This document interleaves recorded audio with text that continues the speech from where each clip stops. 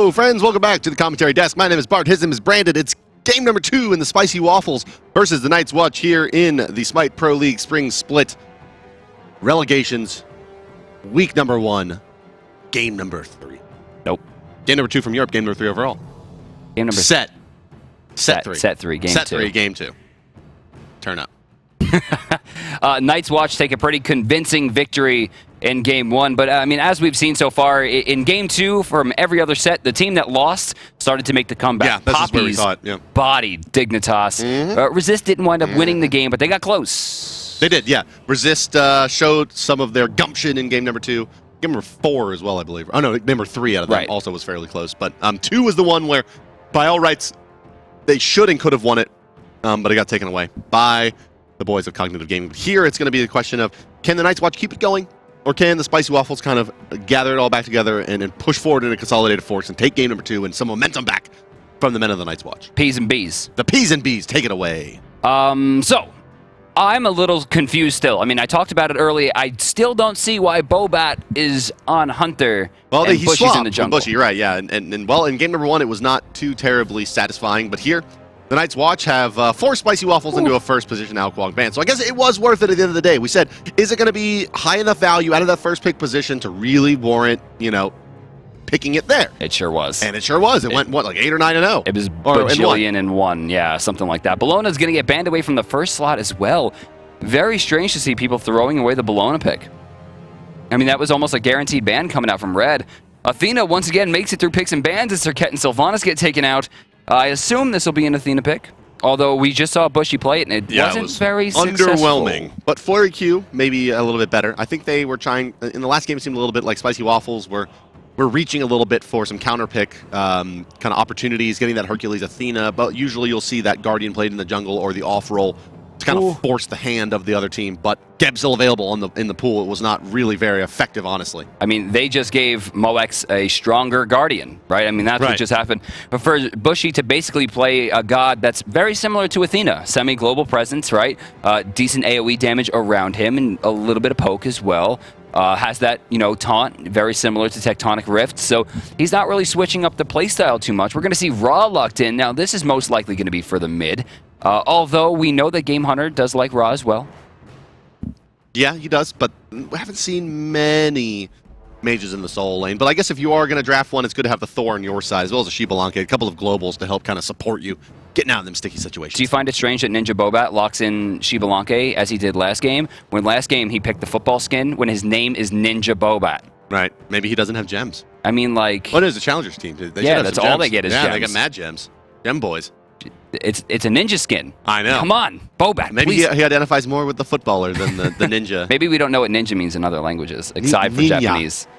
Agni going to be locked in for mid, so it's possible we'll see Agni versus Ra in the mid lane. Back into the ban phase, Emir going to be locked out. Option to Spicy Waffles. Emir. Wow. There goes bots. Thinking that that's what they don't want to deal with on their Athena. So they want to play this pretty aggressively, I would think, if they don't want the Emir coming their way. Oh, I'm sorry, rather passively, rather. Sure. If they don't want the Emir coming their way, they're going to try to turtle this up and have the Athena be more of a roamer and let Moex do Moex versus Ninja Bobat, which seemed to be a very, very favorable matchup. But there she is. It's the kitty, Bastet. Going to the side of the Night's Watch. We've seen kind of very varying success with this god. Used to be kind of the go-to in North America. Fell off. We saw it picked up a couple times yesterday as well. Will it be enough? I like this pick into Ra. I think it's a really smart play. The issue is that Ra can build sprint and basically stop a lot of her damage early on. With that, would love to see Wolfie and or Game Hunter, who's going to pick it up, right? I don't know which. Pick up that sprint too, right? Make sure you get it online ASAP. It's 600 gold, which is quite an investment for the early game, but it's going to be necessary to stop Bastet's damage. Bacchus, Hercules, going to be locked in. Some big boys. Yeah, so Herc's going to go to the solo this time. That's going to be for Game Hunter. Bacchus going to Flurry Q. Shout out to Bacchus for being morbidly obese but still having a six-pack. That's my man. How did he do it? It's ancient Greek. He's fat ripped. That's actually what you're going to see on your Facebook next. So those how to get ripped in 6 weeks. Yeah. Right. Ancient Greek. Ancient Greek paleo diet. Yeah. Drink wine, eat ham shanks. And there's the tier. It was banned last game. We're going to have a warrior matchup this time. Chalk and Loki both falling to the wayside here. We're going to have a Herc tier matchup. Okay.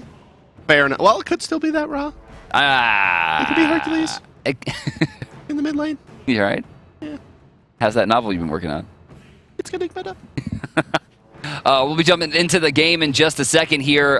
Much more standard lineups, it seems. Unlikely we'll see Tyr going into the Guardian role, so it'll be Tyr versus Hercules, Bacchus, Xbalanque versus Athena, Rama this time, Agni versus Ra, and then Thor versus Bastet. Very, very high-tier lineups all the way through this time. Indeed. Well, let's go on into the game. 2, 1, and booyah. Ladies and gentlemen. How did you do that? The Spicy Waffles versus the Night's Watch. Let's introduce your squad. It's Game Hunter.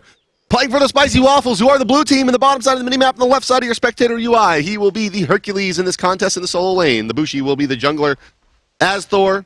Wolfie in the mid lane as Ra. And it's Flurry Q plus Ninja Bobat in the duo as Bacchus Xbalanque. Their opponents, once again, are the Night's Watch, up 1-0 in this contest, wearing the red trunks, top side of the minimap on the right side of your spectator UI. It's NQ as Tyr in the solo lane, Zindern in the jungle as Bast. Carino in the mid lane as Agni, and that leaves the Wolf of Elo Street, in addition to Moex, the god in the duo lane, as Athena and Ram. So both the solo laners opting away from the mystical male rush. Very curious considering there are also physical junglers on both sides. They'll opt for the Bluestone Pendant. We got a hand 1 coming out from Tyr with a slew of potions, and we're going to have a hand 2 coming out from Game Hunter with the Potion Ward. Definitely my favored start. I mean, I love the early ward to make sure that they can't invade or do any silly stuff. Other than that, I mean, everything looks pretty normal. Hey, Soulstone Agni. Yeah, Bobat and Moex going to do the same thing they did last time, but the one outlier here is going to be the Soulstone. If we can hover over the Soulstone, this is a newer item, just added to Smite. Now, it's going to give you a small amount of power and mana, no health, which makes it very risky, and a lot of MP5. Now, when you hit your 5 souls, your next ability cast consumes, and it gives you 30 magical power. So it can give you a decent amount of burst in the early game, but is generally considered a very risky item. Yeah, but it makes some sense out of Agni. You already has to hit you 3 times, or hit anything 3 times to get that passive active anyway. What's a couple more in hands? Probably Agni and Poseidon, the most likely to be picking up the Soulstone. Wow, Bushy and Game Hunter getting to lane real fast with about a 6-step advantage there as you see Zindern coming in. Now, this clear... Do you really count steps in this game? Absolutely, man. That's really, really important. Super nerd. Can you stop? That was maybe a misplay coming out from the Spicy Waffles.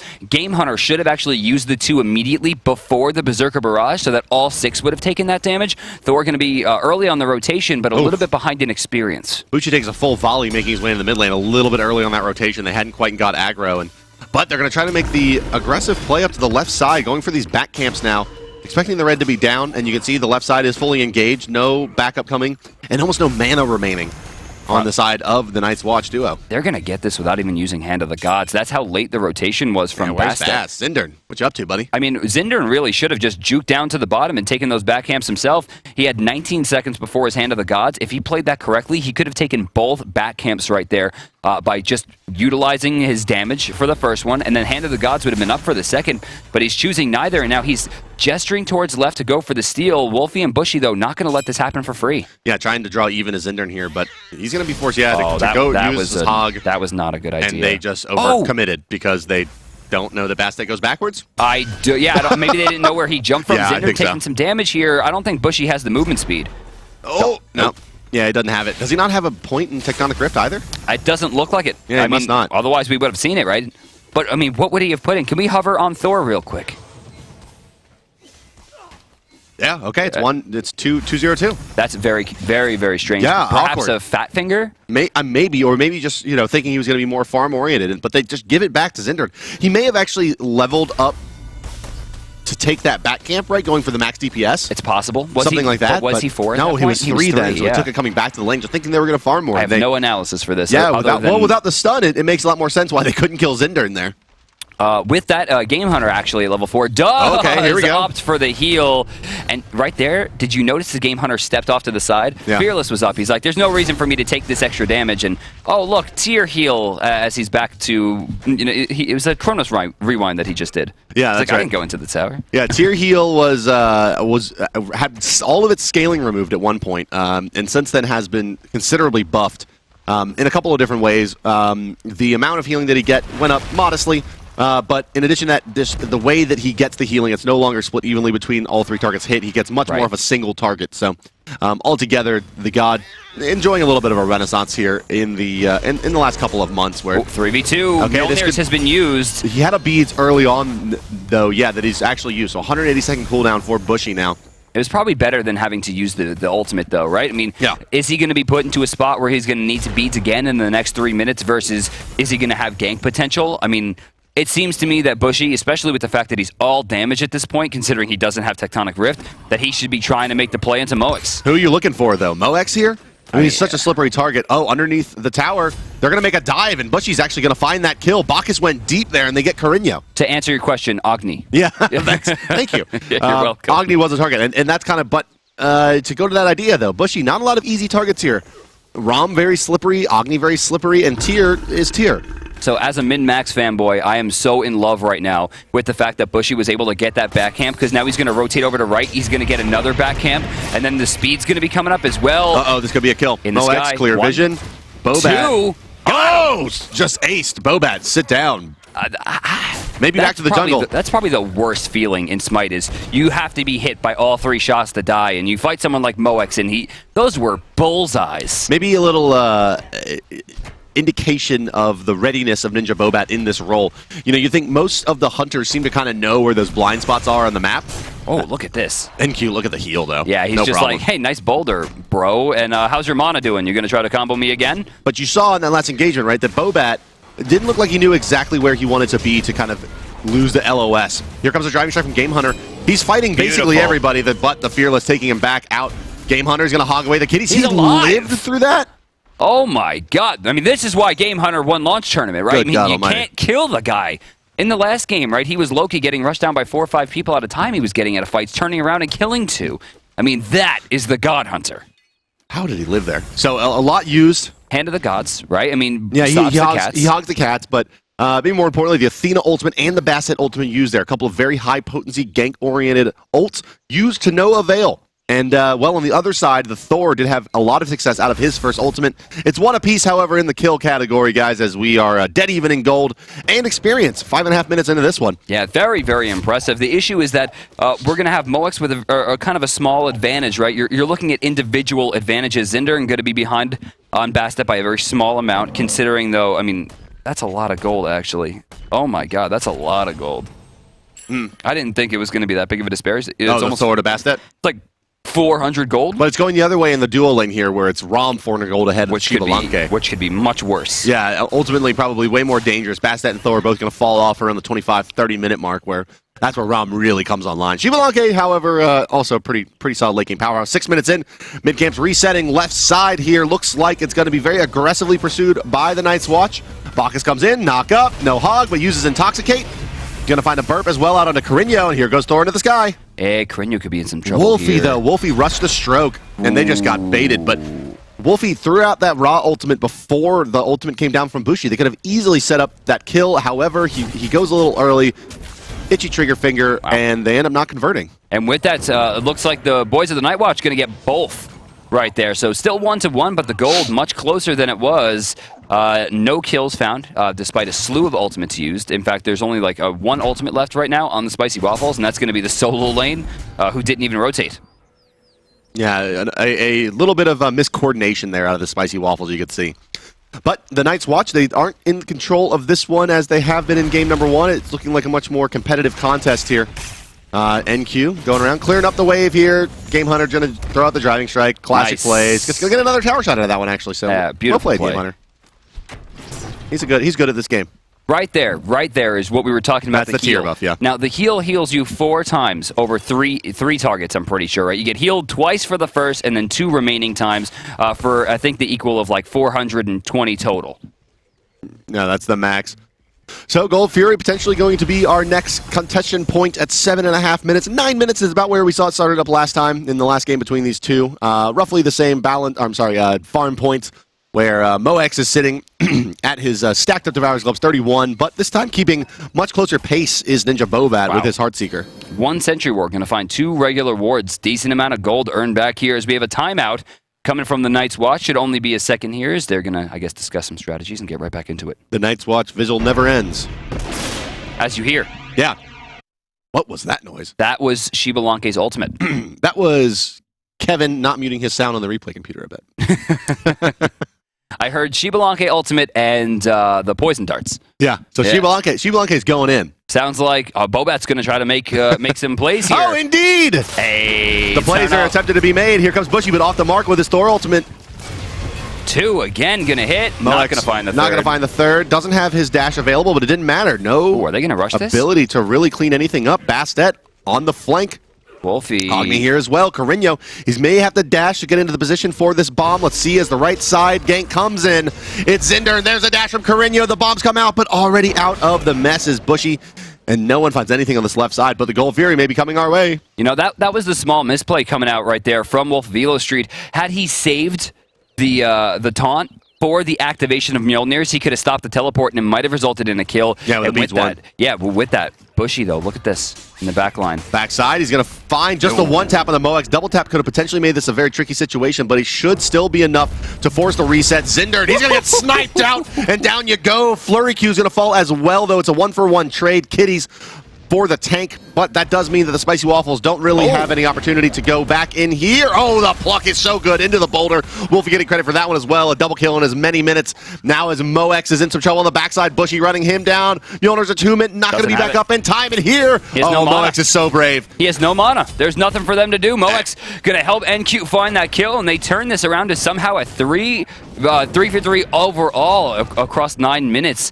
And that really, to me, seemed like it was just going to belong to the Night's Watch. Yeah, but they trade the Bacchus Thor for the Agni Bastet, a win for the Spicy Waffles. Yes. You know, it would have been a little bit better for them if they took the Flurry Q and then were able to get the Gold Fury off of it, right? But they didn't have the line to it. The rotation was just too smart. Game Hunter was there. Here comes the ultimate. Lawbringer over the top. Does he have the Fearless Chain? He does, but it's not going to be enough. Beads out by Ninja Bobat. Flurry Q not going to be able to close the distance as the darkness comes out from Xbalanque, and now it's NQ finds himself in a bit of trouble. Bobat, however, is going to get cleaned up by Zinder and over the top with the scratch. Flurry Q is going to find another stun out onto Bastet here, but is not going to get the mid camps. They will go to the way of the Night's Watch, and the reinitiation from Bushi comes in. He's going to get right into the middle of several, but he's getting stunned out by the Agni bombs. Beads force out from the Thor. Flurry Q so low already. Moex, he's going to move forward, but the cripple hit Bushi. No. Oh no, they don't have the re-engage. Here's the Rom shot. It hits. No, off the mark. Close.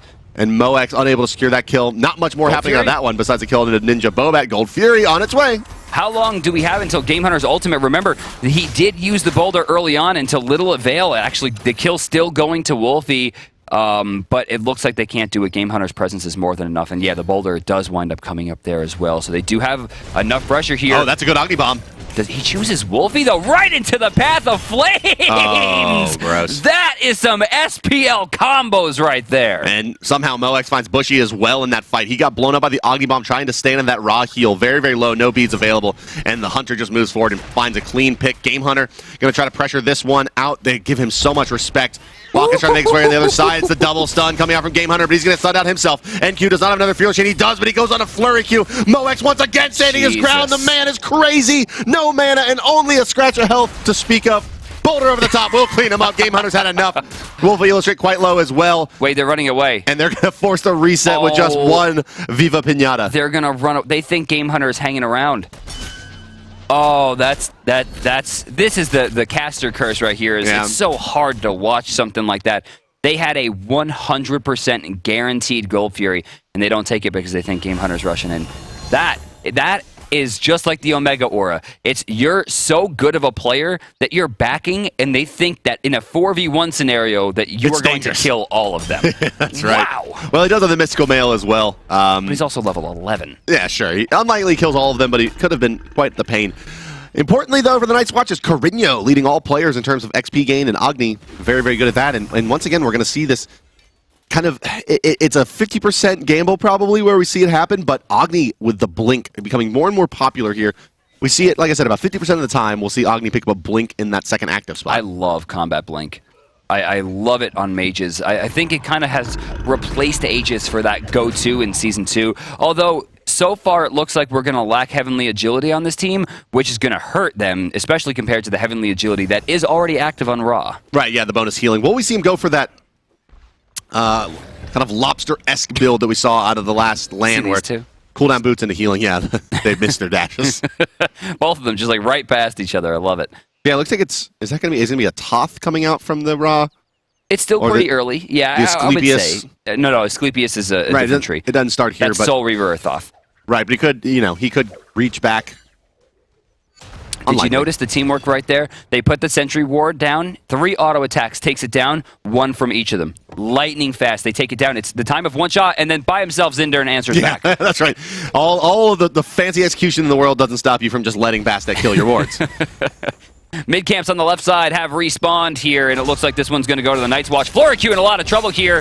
Perfect CC chain, and it's going to be enough, though. Wolf of Elo Street getting very low. He gets stunned out while trying to move during the Xbalanque ultimate. Game Hunter getting low. Moex doing a lot of damage, and they will trade a 1-for-1 so far. There's a lot of damage put up by Game Hunter with that Mystical Mail and his ability damage. Now it's going to find the double stun. Moex is going to roll away from this one and stun out the Bushy. Bushy, he's trying to find the kill. Gets the Tectonic Grip, but not in time. Moex cleans him up. Zinder trying to run away from the burn of Game Hunter. Game Hunter, can he run him down? No. Driving Strike is going to be required to get in there anymore. And now blinking away is Carino. He's got positioning now on the Game Hunter, but Ninja Bobat's holding off the rest of the wrecking force of NQ and Moex. But here's the blink into the Fearless Shade. It's on target, and down you go as Moex comes forward and crushes him as he tries to take to the sky and Rising Jaguar. No problem, but in the meantime, Game Hunter finds a solo kill of his own in the mid lane. He still seems to be in his launch tournament form, just wrecking the Spicy Waffles' chances at really falling too far behind in this one. I mean, the Night's Watch unable to pull ahead because of the Game Hunter, but now it should be enough as the first objective of the game is going to go down.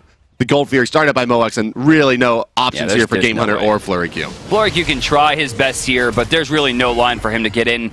Now, we had a 3 for 3 in the beginning, right? Overall, like 4 or 5 minutes, and then it just started to spiral. Suddenly it was 5 to 4, right? And then it was like 7 to 5, and then suddenly it's 12 to 6.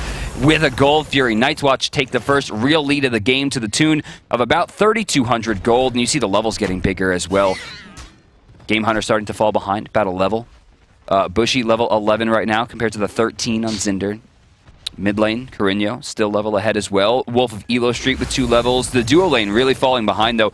Once again, Bobat, it doesn't seem like he is ready to play at the level, at least in this role, that Moex did. I think if he went back into the jungle, things would be different. But, I mean, how do you fight a god, like Moex, right, as a player who's just kind of transitioning into the role? No, he's kind of getting wrecked, honestly. That's fair. He's a level and 3/4 behind at 0-4 and 4. And 1,200 golds. And he's built Heartseeker, right? So those stacks keep going away. His damage at this point is just, 50, right? With 15 pen compared to the 60, 80, 90 damage coming out. I mean, that's why you build the Heartseeker, and he just doesn't have it. Yeah, Executioner, and then the crit's going to be coming online as well for Moex, making it even more difficult. Left side, though, they're going to try to make a play for it. Wolf of Elo Street having none of it, though. Even with the Intoxicate coming out, nothing cooking for the Spicy Waffles. I mean, I'm even surprised to see the Intoxicate come out. It's like they're not learning.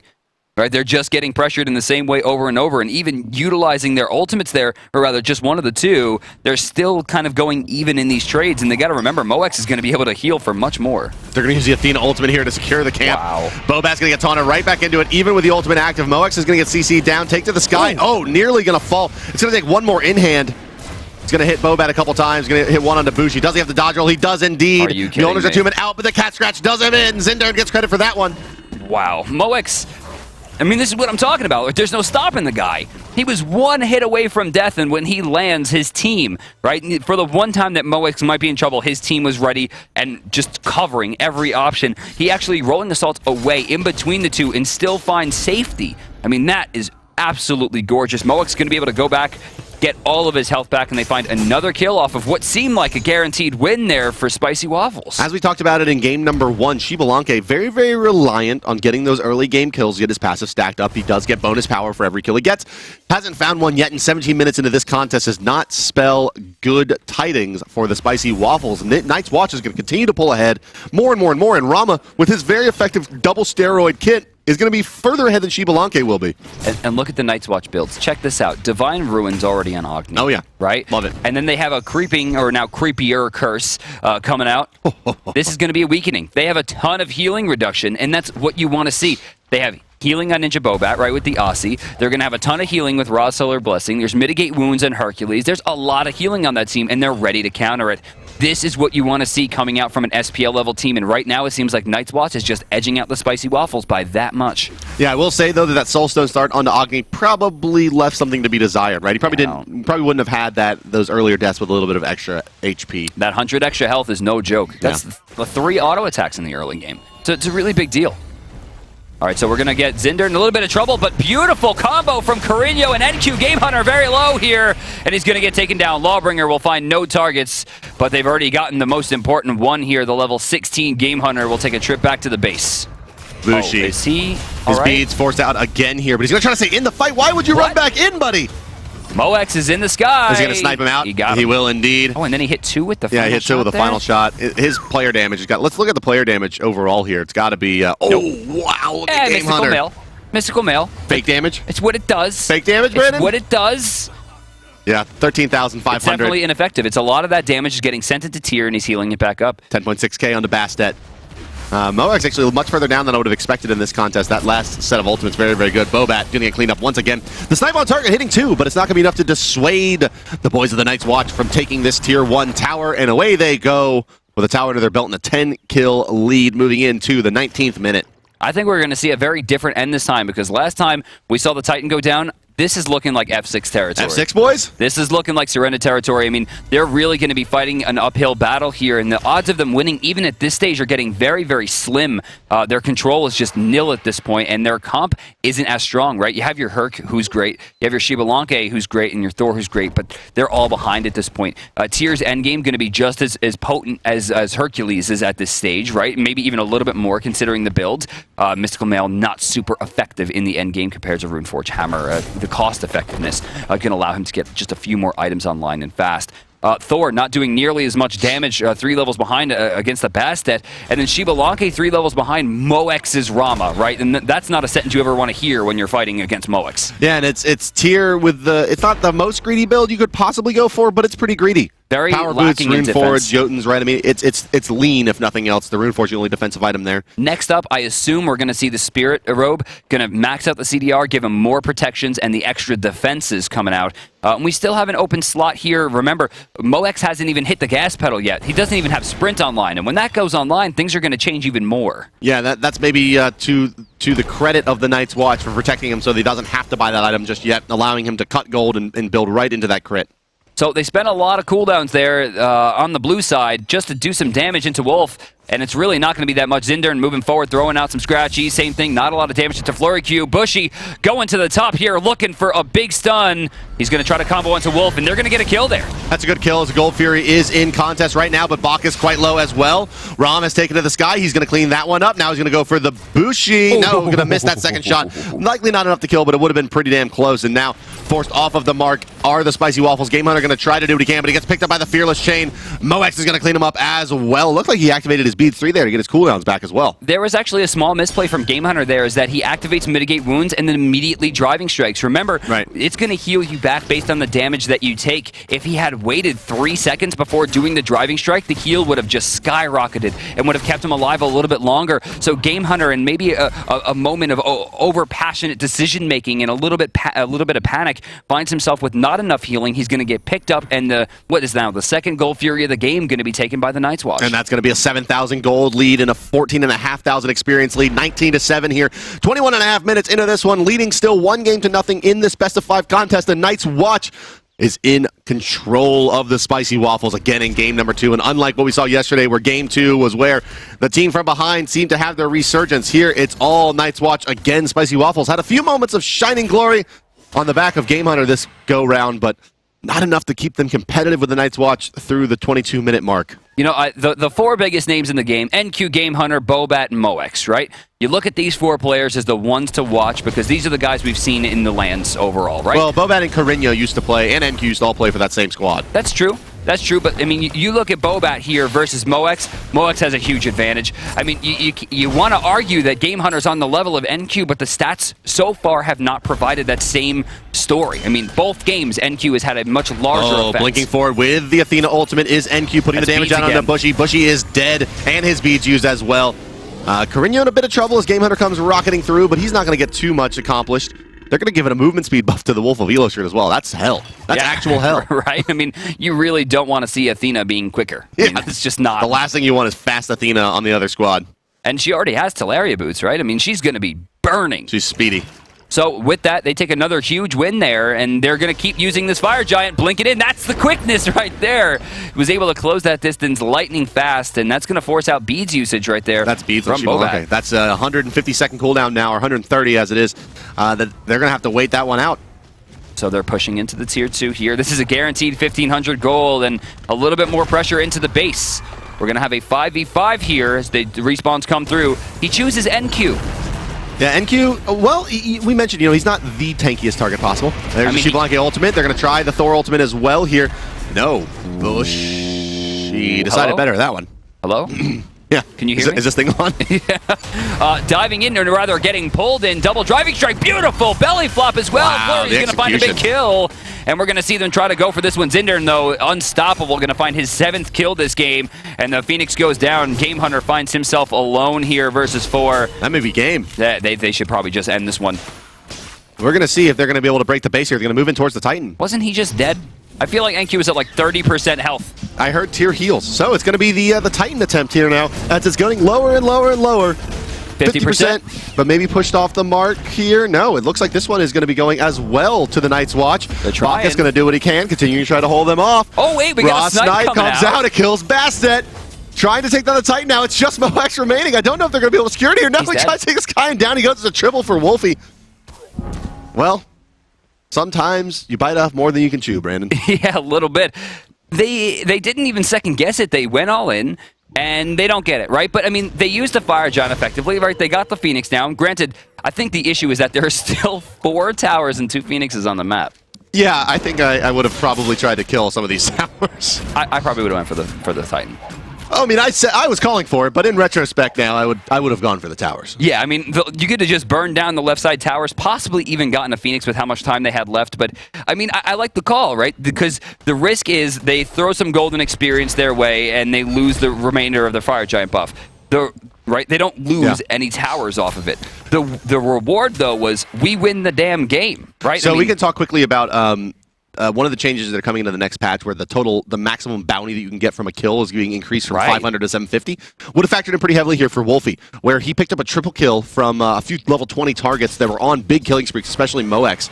Could have potentially, in the next patch, would have potentially given him another item on top of that Lotus Crown. Well, yeah, don't forget, Zindern as well was on an unstoppable spree. That would have been 750. Yeah, they could have recouped quite a bit more gold there. So interesting thing to look at as the next patch comes around. Now, is this going to be enough, though? I mean, that's the question. They got the deicide. The Fire Giant's coming up in a little over a minute. Do they have an opportunity to utilize this? I mean, the issue is Game Hunter's not really doing a lot of damage at this point, not compared to what NQ's pulling.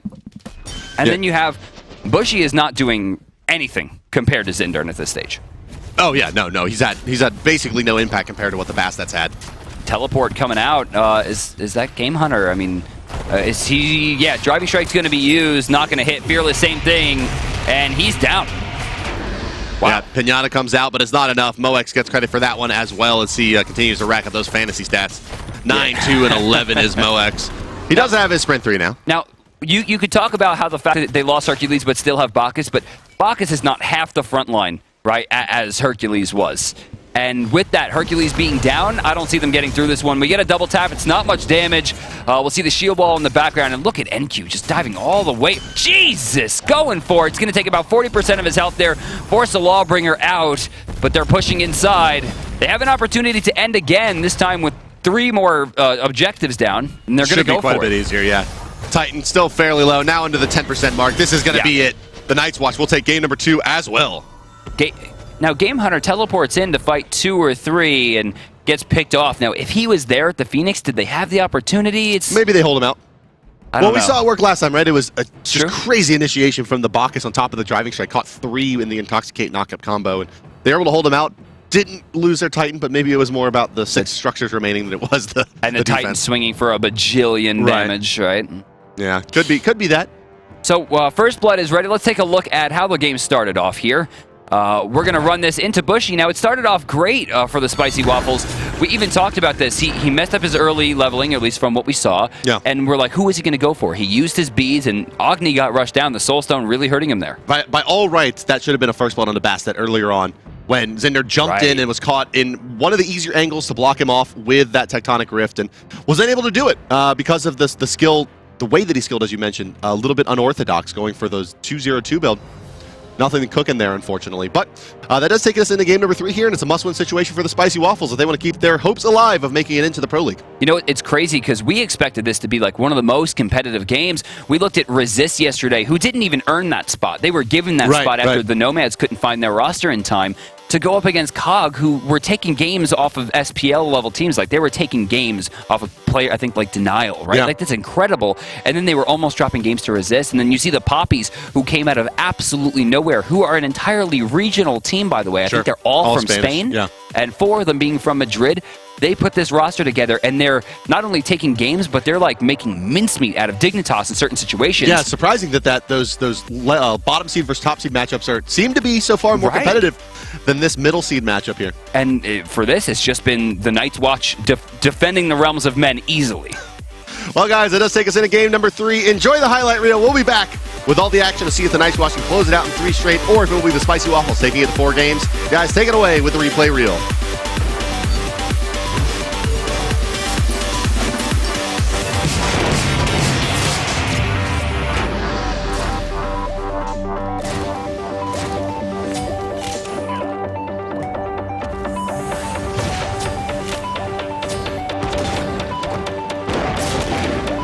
She said, trust me,